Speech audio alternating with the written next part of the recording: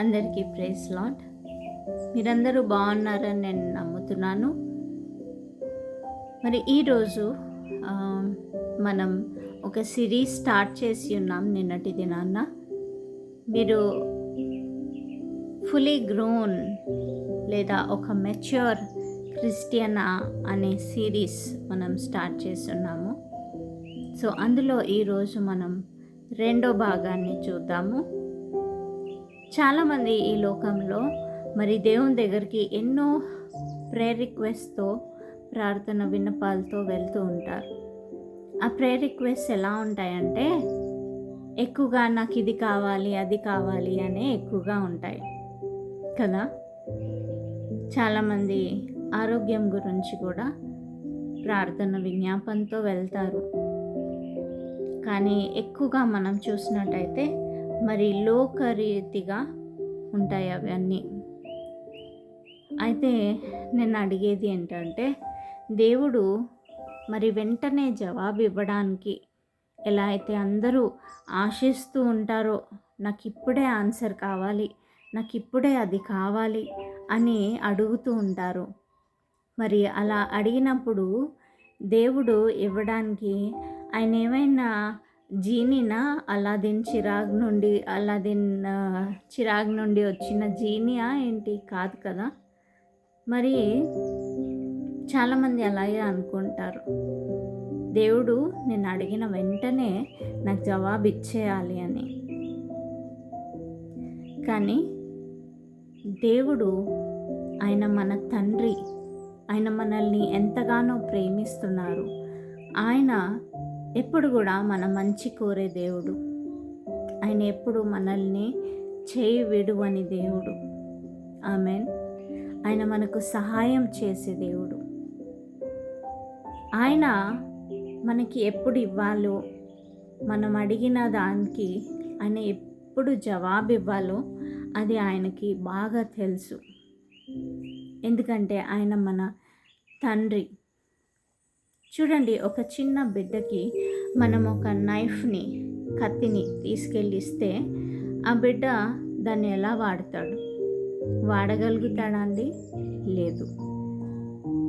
ఆ నైఫ్తో తనని తాను హాని చేసుకునే అవకాశాలు చాలా ఎక్కువ ఉన్నాయి కదా.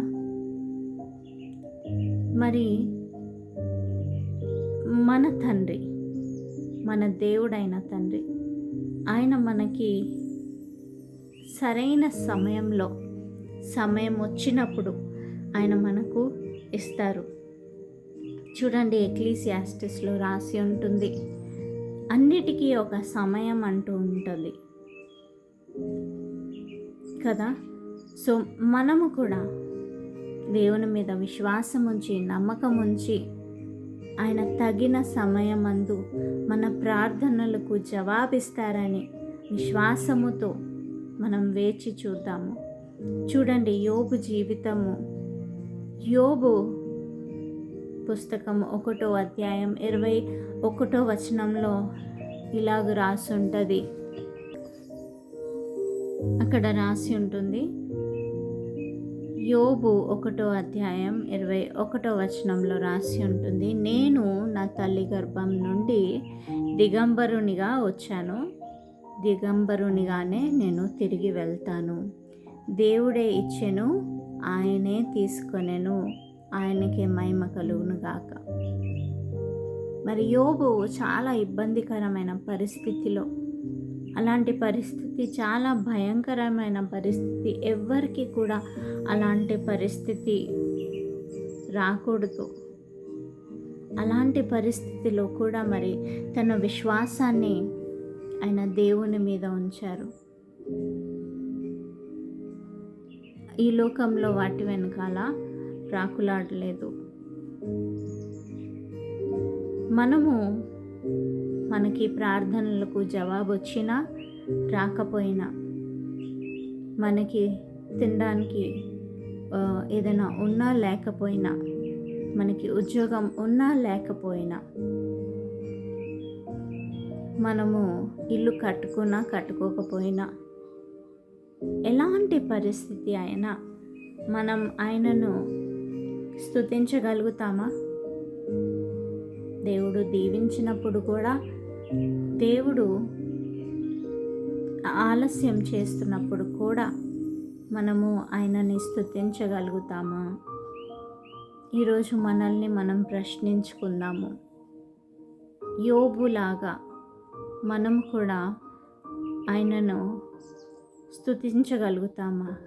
కృతజ్ఞత కలిగి జీవించగలుగుతామా? ఆయన మీద విశ్వాసం కలిగి జీవించగలుగుతామా? ఈరోజు మనల్ని మనం పరీక్షించుకుందాము. దేవుడు మీ అందరితో మాట్లాడారని నేను నమ్ముతున్నాను.